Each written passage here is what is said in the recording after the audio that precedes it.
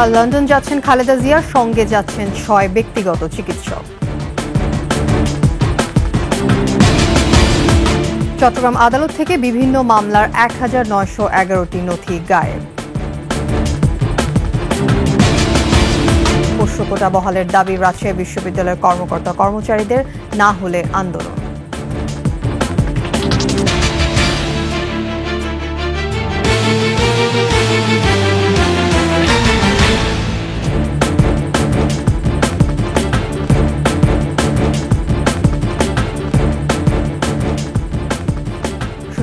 সংবাদ শিরোনাম, আমন্ত্রণ ২১শে দেশের সংবাদে। আপনাদের সাথে থাকছে আমি তাসনিম আফিফা। দর্শক, ২১শে টেলিভিশনের সংবাদ একই সাথে সরাসরি দেখতে পাবেন আমাদের ফেসবুক পেজ www.facebook.com/2124 অনলাইনে। এছাড়া সাবস্ক্রাইব করতে পারেন www.youtube.com/21TV এই চ্যানেলে। আগামীকাল রাত ১০টায় কাতারের আমিরের পাঠানো বিশেষ এয়ার অ্যাম্বুলেন্সে চিকিৎসার জন্য লন্ডনে যাবেন বিএনপি চেয়ারপারসন বেগম খালেদা জিয়া। সেখান থেকে সরাসরি লন্ডন ক্লিনিকে নেওয়া হবে তাকে। মেডিকেল বোর্ডের ৬ চিকিৎসক বেগম জিয়ার সফরসঙ্গী হচ্ছেন। গুলশানে বিএনপি চেয়ারপারসনের কার্যালয়ে সংবাদ সম্মেলনে এসব তথ্য জানান বিএনপির স্থায়ী কমিটির সদস্য ডাক্তার AZM জাহিদ হোসেন। মাহিলা ইসলামের রিপোর্ট। দীর্ঘদিন ধরে নানা শারীরিক জটিলতায় ভুগছেন বিএনপি চেয়ারপারসন বেগম খালেদা জিয়া। অবশেষে উন্নত চিকিৎসার জন্য লন্ডন যাচ্ছেন সাবেক এই প্রধানমন্ত্রী।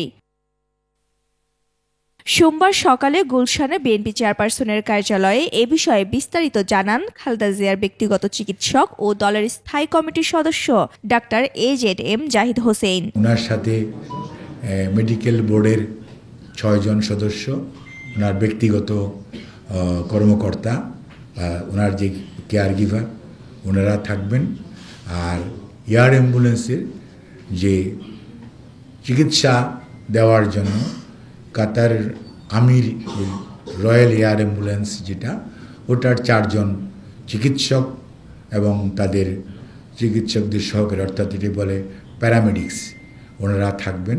এবং ম্যাডামের সাথে ওনার ছোট ছেলে মরহুম আরাফাত রহমান কোকর সহধর্মিণী শামেলা রহমান, উনি ওনার সাথে যাবেন।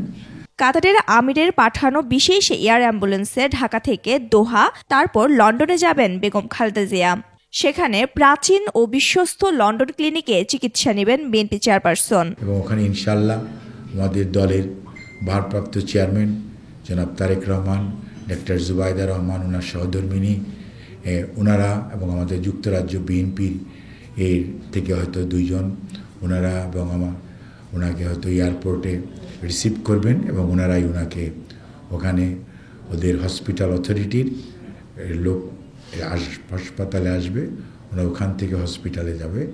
শারীরিক অবস্থা বিবেচনা করে যুক্তরাজ্যের চিকিৎসকরা যদি মনে করেন তাহলে যুক্তরাষ্ট্রেও নেওয়া হতে পারে সাবেক এই প্রধানমন্ত্রীকে। সিদ্ধান্ত দিবে লিভার ট্রান্সপ্লান্ট ইউনিটে যাওয়ার পর, ওখানে এই সুবিধাটা আছে। সো দে উইল ডিসাইড যে what will be the next course of treatment. Mahila Islam, ২১শে টেলিভিশন, ঢাকা। ভর্তি পরীক্ষায় পোষ্য কোটা বহালের দাবিতে রাজশাহী বিশ্ববিদ্যালয়ের কর্মকর্তা কর্মচারীরা 3 দিনের কর্মসূচি ঘোষণা করে প্রথম দিন মানববন্ধন করেছে। সকালে ক্যাম্পাসে প্যারিস রোডে বেলা 11টা থেকে 12টা পর্যন্ত ঘণ্টাব্যাপী এই মানববন্ধন করেন তারা। এ সময়ের মধ্যে পোষ্য কোটা বহাল না হলে লাগাতার কর্মবিরতির কর্মসূচির হুঁশিয়ারি দেন তারা। এর আগে 2 জানুয়ারি রাজশাহী বিশ্ববিদ্যালয়ে পোষ্য কোটা বাতিলের দাবিতে প্রশাসন ভবনে তালা দিয়ে বিক্ষোভ করে শিক্ষার্থী। এতে 2 জন উপাচার্য সহ 2 শতাধিক কর্মকর্তা কর্মচারী 13 ঘণ্টা ধরে অবরুদ্ধ থাকে। রাতে উপাচার্য প্রফেসর সালেহ হাসান নকিব আন্দোলনকারী প্রতিনিধিদের সঙ্গে বৈঠক করে পোষ্য কোটা বাতিলের ঘোষণা দেন।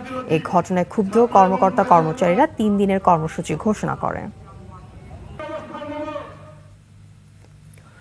রাঙ্গামাটি বিজ্ঞান ও প্রযুক্তি বিশ্ববিদ্যালয়ে ভিসি নিয়োগের দাবিতে রাঙ্গামাটি চট্টগ্রাম সড়ক অবরোধ করে বিক্ষোভ করে শিক্ষার্থীরা। সকালে মহাসড়কের এই অবরোধ কর্মসূচিতে বনরূপা এলাকায় শিক্ষার্থীরা অবস্থান নিলে তীব্র যানজটের সৃষ্টি হয়। পরে জেলা প্রশাসনের আশ্বাসে প্রায় 2.5 ঘণ্টা পর অবরোধ তুলে নেয় তারা। শিক্ষার্থীদের দাবি, ভিসির পদটি দীর্ঘ 5 মাস শূন্য থাকায় বিশ্ববিদ্যালয়ের কার্যক্রম স্থবির হয়ে পড়েছে। 72 ঘণ্টার মধ্যে ভিসি নিয়োগ না হলে কঠোর কর্মসূচির আলটিমেটাম দেয় তারা।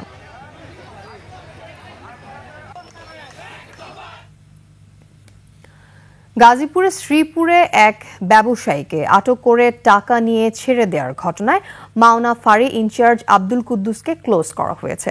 পুলিশ সুপার চৌধুরী জাবের সাদেক জানান, অভিযুক্ত ওই পুলিশ সদস্যকে ক্লোজ করা হয়েছে। তদন্তে সত্যতা পেলে ব্যবস্থা নেওয়া হবে। গেল 4 জানুয়ারি শ্রীপুরের চকপাড়ার হানু মার্কেট এলাকা থেকে মোবাইল ব্যবসায়ী সবুজ সরকারকে আটক করে মাওনা ফাঁড়ির ইনচার্জ। পরে তাকে ফাঁড়িতে নিয়ে টাকার বিনিময়ে ছেড়ে দেওয়া হয়। এই ঘটনায় এলাকায় আলোড়ন সৃষ্টি হয়।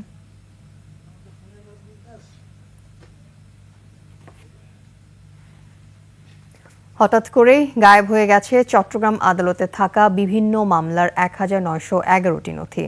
হত্যা, মাদক, চোরাচালান সহ বিস্ফোরণে এসব নথি গায়েব হওয়ার আদালত প্রাঙ্গণে সৃষ্টি হয়েছে ব্যাপক চাঞ্চল্যের। মহানগর দায়রা জজ আদালতে পাবলিক প্রসিকিউটর মোহাম্মদ মফিজুল হক ভূঁইয়ার হেফাজতে ছিল এসব নথি। ঘটনার সুষ্ঠু তদন্ত দাবি করে দায়ীদের বিরুদ্ধে ব্যবস্থা নেওয়ার দাবি জানান সিনিয়র আইনজীবীরা। চট্টগ্রাম থেকে রিপোর্ট করছেন হাসান ফেরদৌস, ক্যামেরায় ছিলেন বিপ্লব মজুমদার। চট্টগ্রামে পাবলিক প্রসিকিউটর কার্যালয়, এখানে রাখা হয় মহানগর জজ আদালতের অধীন 30টি আদালতের বিপুল পরিমাণ মামলার কেস ডকেট বা নথি। পিপি কার্যালয়ের ভাষ্য অনুযায়ী প্রায় 1911টি নথি আদালতের বারান্দায় পলিথিন মোড়ানো অবস্থায় ছিল, যার সবই হঠাৎ করে গায়েব হয়ে গেছে। এইসব নথি ডাকাতি, খুন, বিস্ফোরক, মাদক, চোরাচালানের বিভিন্ন মামলার ছিল। নথি গায়েব হওয়ার কথা স্বীকার করে রহস্য উদ্ঘাটনে থানায় সাধারণ ডায়েরি করা হয়েছে বলে জানান জেলা পিপি। এখানে বন্ধের ভিতর নাকি কন্ট্রাক্টরের কাজ হয়েছে, আমি খোঁজখবর নিয়ে এখন দেখলাম যে এটা জানানোর দরকার, সেই হিসাবে আমি এটা জিডি করে দিয়েছি। পিপি কার্যালয় থেকে গুরুত্বপূর্ণ মামলার নথি গায়েব হওয়ায় সুষ্ঠু তদন্ত দাবি করেছেন সিনিয়র আইনজীবীরা। গুরুত্বপূর্ণ জিনিস আপনি গুরুত্বপূর্ণ জায়গায় রাখবেন, সেফ কাস্টডিতে রাখবেন। আপনি বারান্দায় রেখে গুরুত্বপূর্ণ কথাটার সাথে তো সামঞ্জস্যপূর্ণ নয়। আদালত অঙ্গনে নিরাপত্তা ব্যবস্থা নিয়েও প্রশ্ন তুলেছেন আইনজীবীরা। মহানগর পিপি দায় এড়াতে পারেন না বলেও মনে করেন তারা। আমাদের সিস্টেম চেঞ্জ করতে হবে। এখন যে সিস্টেম, আদালতে কোনো নিরাপত্তা নেই। আপনি দেখেছেন একজন লয়ারকে কিভাবে কুপিয়ে কুপিয়ে হত্যা করা হলো, বাইরের থেকে লোক ঢুকে গেছে, এজলাসের ভিতর লোক ঢুকে স্লোগান দিয়েছে। এগুলো তো হেলাফেলা করে দেখার কোনো সুযোগ নেই। আমি মনে করি যে সরকারের এটা নজর দেওয়া দরকার, আর যেটা চুরি হয়েছে এটা জোরালো তদন্ত করা দরকার। এই কারণেই, কারণ এগুলো খুব স্পর্শকাতর জিনিস। থানায় দায়ের করা অভিযোগে বলা হয়েছে, আদালতের অবকাশকালীন ছুটির সময় অফিস বন্ধ থাকায় গত 13 ডিসেম্বর থেকে 31 ডিসেম্বরের মধ্যে নথিগুলো হারিয়ে গেছে। পিপি কার্যালয়ের জায়গা স্বল্পতার কারণে 2023 সালের 24 এপ্রিল থেকে পিপি কার্যালয়ের সামনের বারান্দায় প্লাস্টিকের বস্তায় 1911টি মামলার কেস ডকেট পলিথিনে মোড়ানো অবস্থায় রাখা ছিল। হাসান ফেরদৌস, 21 টেলিভিশন, চট্টগ্রাম। নারায়ণগঞ্জে যুবদল কর্মী শাওন আহমেদকে গুলি করে হত্যা মামলায় জেলা গোয়েন্দা পুলিশের সাবেক উপপরিদর্শক মাহফুজুর রহমান কনকের 5 দিনের রিমান্ড মঞ্জুর করেছে আদালত।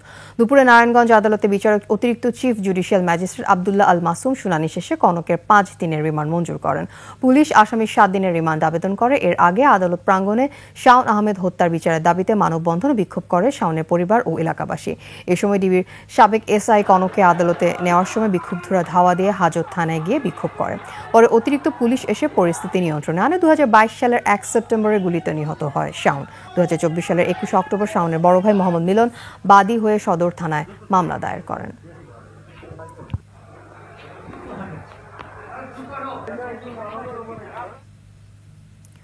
একসময় সুখ্যাতি ছিল এদেশের চিনির, রফতানিও হতো বিভিন্ন দেশে। তবে সেই দিন গেছে অনেক আগেই। সময়ের সাথে সাথে কমেছে উৎপাদন, লোকসান গুনতে গুনতে বন্ধ হয়ে গেছে অনেক কারখানা। তবে আসার কথা 4 বছর পর চালু হচ্ছে কুষ্টিয়া সুগার মিলের চাকা। 7 বছর আগে গড়ে উঠেছিল এই সুগার মিলটি। নানা চ্যালেঞ্জ নিয়েই সামনে এগোতে চায় সংশ্লিষ্ট মন্ত্রণালয়। কুষ্টিয়া প্রতিনিধি জহুরুল ইসলামের তথ্যচিত্র ডেস্ক রিপোর্ট। একসময় কুষ্টিয়া চিনিকলের চিমনি দিয়ে অনবরত বের হতো আখের রস জালের ধোঁয়া। শোনা যেত আখ মারাইয়ের শব্দ আর শ্রমিক কর্মচারীদের হাঁকডাক, পদচারণা। তবে 4 বছর ধরে পড়ে আছে নিস্তব্ধ, নীরব হয়ে। এতদিনে নষ্ট হয়ে গেছে মূল্যবান যন্ত্রপাতি আর পরিবহনের গাড়ি। ক্ষতিগ্রস্ত হচ্ছে স্থাপনা, মরিচা পড়েছে কারখানার শেডে। ক্রমাগত লোকসানের অজুহাতে 2019-20 অর্থবছরে বন্ধ করে দেওয়া হয় মিলটি। কপাল পড়ে আখ চাষি আর কারখানা শ্রমিকদের। আমাদের 40,000 চাষি ছিলাম, আমি এখনো আমার চাষ আছে, আমার এখনো কুসুর দিয়েছে। তবে শর্ত সাপেক্ষে আবারও চালু হচ্ছে সুগার মিলটি। এই খবরে হাসি ফুটেছে সবার মুখে। প্রাথমিক অবস্থায় প্রথম বছর আমরা প্ল্যান্টেশনে যাব, তারপরে বছর হয়তো বিএমআরই হবে আর কারখানার, এরপরে থার্ড বছর, মানে যদি মনে করি যে আজকেই আমি রেডি, তাহলেও 3 বছর। এখানে যদি 10টা লিভার লাগে, এই আখ চাষ করলে দেখা যাচ্ছে 30টা লিভার এই জমিতে কর্ম করতে পারছে, কর্মসংস্থান বাড়বে, তাতে আমাদেরও সুবিধা হবে। তবে মিলের নতুন যন্ত্রাংশ বসানো সহ রয়েছে আখ চাষের চ্যালেঞ্জ। এই মিল চালু করতে হলে এখন মেন হলো মাঠ কর্মী লাগবে, সার ফাঁস লাগবে, রাসায়নিক সার লাগবে, আপনার বীজ লাগবে এবং কৃষিবিদ লাগবে এবং ফিল্ডম্যান লাগবে এবং 8টা সাবজোন চলমান করতে হবে। চ্যালেঞ্জ থাকলেও আশাবাদী কৃষি বিভাগ। বাংলাদেশের অন্যান্য চিনিকলের মতন এখানেও যদি সেইভাবে সুযোগ সুবিধা চাষিদের মাধ্যমে মাঝে পৌঁছে দেওয়া যায়, তাহলে এই মিলে আবার কাঁচামাল উৎপাদন করে এই মিলের চাকা সচল করা সম্ভব। সুগার মিলটি চালু হলে কৃষকদের পাশাপাশি কর্মসংস্থান হবে এ অঞ্চলের লাখো মানুষের। গতি আসবে জেলার অর্থনীতিতে।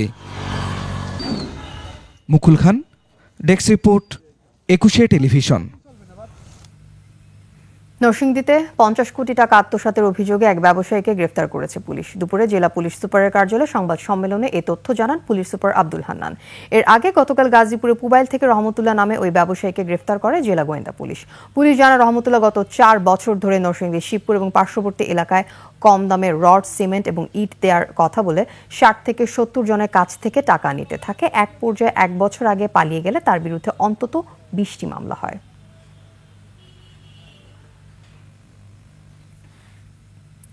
সিলেট ও সুনামগঞ্জ জেলার সীমান্তবর্তী এলাকায় অভিযান চালিয়ে চোরাই মালামাল আটক করেছে বিজিবি। ভোরে গোপন সংবাদের ভিত্তিতে অভিযান চালিয়ে এসব চোরাই পণ্য জব্দ করা হয়। বিজিবির সিলেট ব্যাটালিয়নের অধিনায়ক লেফটেন্যান্ট কর্নেল মোহাম্মদ হাফিজুর রহমান জানান, অভিযানে বিপুল পরিমাণ ভারতীয় চিনি, মদ, মহিষ, রসুন আটক করা হয়। চোরাচালান রোধে গোয়েন্দা তৎপরতা অব্যাহত রয়েছে বলে জানায় বিজিবি।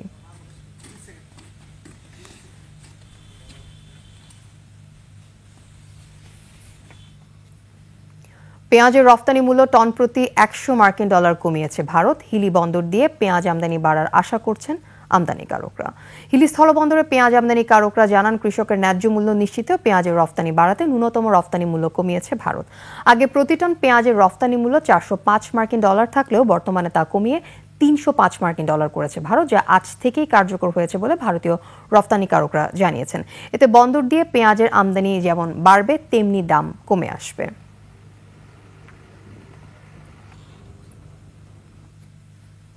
খুলনায় মেরিটাইম ডোমেইনে সমন্বয় সহযোগিতা বৃদ্ধি করা সমুদ্র সচেতনতা বিষয়ক এক সেমিনার অনুষ্ঠিত হয়েছে। দুপুরে খুলনা নৌবাহিনী ঘাঁটি তিতুমিরে এই সেমিনার অনুষ্ঠিত হয়। সেমিনারে কমান্ডার খুলনা নৌ অঞ্চল রিয়ার অ্যাডমিরাল গোলাম সাদেক প্রধান অতিথি হিসেবে উপস্থিত ছিলেন। তিনি মেরিটাইম সংশ্লিষ্ট সকলকে সচেতনতা, পারস্পরিক বোঝাপড়ার মাধ্যমে একসাথে কাজ করার আহ্বান জানান। সেমিনারে উপস্থিত মেরিটাইম বিশেষজ্ঞরা ব্লু ইকোনমির উন্নয়নে একটি সমন্বিত কর্মপরিকল্পনা প্রণয়নে গুরুত্ব আরোপ করেন।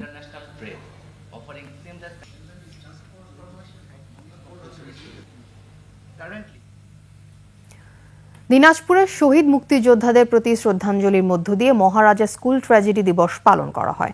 দিবসটি উপলক্ষে 6 জানুয়ারি স্মৃতি পরিষদ সকালে চেহেলগাজী মাজারে শহীদ মুক্তিযোদ্ধাদের গণসমাধি ও দুর্ঘটনাস্থল মহারাজা স্কুলের শহীদ স্মৃতিসৌধে শ্রদ্ধাঞ্জলি অর্পণ করে। পরে সংক্ষিপ্ত আলোচনা শেষে দোয়া করা হয়। 1972 সালের এই দিনে দিনাজপুরে মহারাজা গিরিজানাথ হাই স্কুলের মুক্তিযোদ্ধা ট্রানজিট ক্যাম্পে ভয়াবহ মাইন বিস্ফোরণে 5 শতাধিক বীর মুক্তিযোদ্ধা প্রাণ হারান।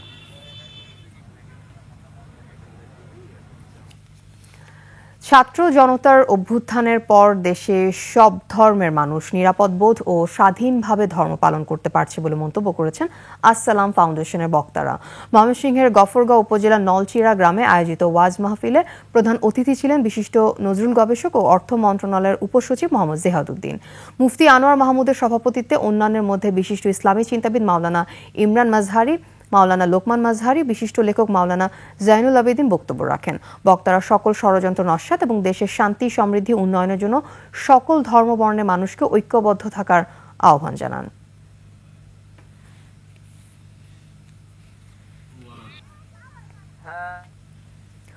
সুগন্ধি লিলিয়াম ফুলের পরীক্ষামূলক চাষে সফল মাদারীপুর হর্টিকালচার। দেশে এ ফুলের ব্যাপক চাহিদা থাকায় বিদেশ থেকে এতদিন আমদানি করতেন ব্যবসায়ীরা।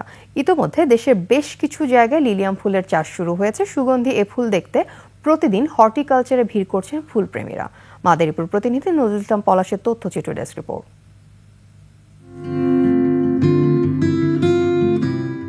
অপরূপ সৌন্দর্য, নজরকাড়া রং আর ঘ্রাণের কারণে বিশ্বজুড়ে চাহিদার শীর্ষে লিলিয়াম ফুল। ফুলগুলো আকারে বড়, সুগন্ধময়। সাদা, হলুদ, কমলা, গোলাপি, লাল এবং বেগুনি সহ নানা রঙের হয়ে থাকে এই ফুল। দেশে ব্যাপক চাহিদা থাকায় শীতপ্রধান দেশ থেকে আমদানি করা হলেও বর্তমানে অনেক জায়গায় চাষ হচ্ছে লিলিয়াম ফুল। মাদারীপুর হর্টিকালচারের ছোট্ট একটি জমিতে অপরূপ সৌন্দর্য, নজরকাড়া রং নিয়ে সারি বেঁধে দাঁড়িয়ে আছে লিলিয়াম ফুল। আর এ ফুলের সুগন্ধে বিমোহিত হচ্ছেন দর্শনার্থীরা। নেদারল্যান্ডস থেকে আনা বীজ বপনের মাত্র 55 দিনেই গাছে ফুল আসে। ফুলটা দেখে আমাদের খুবই ভালো লেগেছে। এটা বিদেশি একটা ফুল, তো আমরা চাই মাদারীপুরে আরো এরকম ব্যতিক্রম কিছু হোক। নতুন একটা বিদেশি ফুল দেখে আমার খুবই ভালো লাগছে। ফ্যামিলির সবাই খুব এনজয় করেছে। লিলিয়াম ফুলটার নাম শুনেছি, মানে কখনো দেখিনি। নতুন একটা ফুল দেখলাম, ভালোই লাগছে। এটা আসলে বাইরের ফুল। সম্প্রতি বীজ উৎপাদনকারী প্রতিষ্ঠান লাল তীর সিড লিমিটেডের সহায়তায় লিলিয়ামের 50টি কন্দ রোপণ করে হর্টিকালচার সেন্টার। পরীক্ষামূলক চাষের জন্য আমদানি করে বেশ কয়েকটি হর্টিকালচারে ফুলের বাল্ব সরবরাহ করছে প্রতিষ্ঠানটি। ফুলটা বিভিন্ন এখানে যারা নার্সারি আছে, যারা কৃষক আছে, তারা দেখেছে, তারা এটা চাষ করতে আগ্রহ।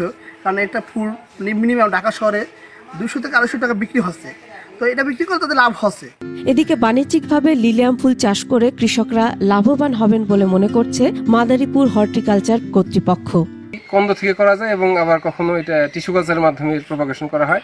আমাদের এখানে টিস্যু কালচার ল্যাবের মাধ্যমে আমরা অলরেডি প্রপাগেশনের কাজ শুরু করেছি। এলাকার যে যারা ফুল ব্যবসা করে এবং যারা ফুল চাষি আছে এবং যারা দর্শক আছে তাদের মধ্যে ব্যাপক উৎসাহ উদ্দীপনা তৈরি করেছে।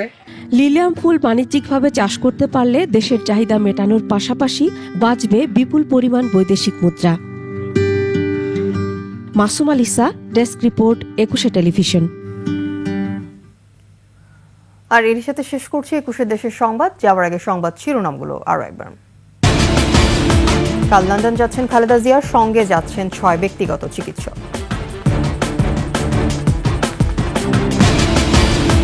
চট্টগ্রাম আদালত থেকে বিভিন্ন মামলার 1911টি নথি গায়েব। পোষ্যকোটা বহালের দাবি রাজশাহী বিশ্ববিদ্যালয়ের কর্মকর্তা কর্মচারীদের না হলে আন্দোলন।